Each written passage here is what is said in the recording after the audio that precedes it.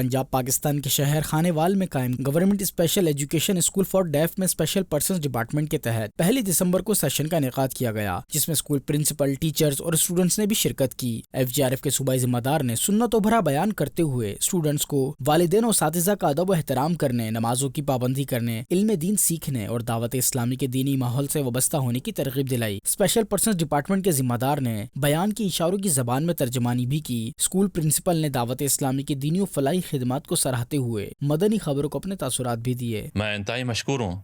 دعوت اسلامی کے ساتھیوں کا کہ جو وقتاً فوقتاً ہمارے دائرے میں تشریف لے کے آتے ہیں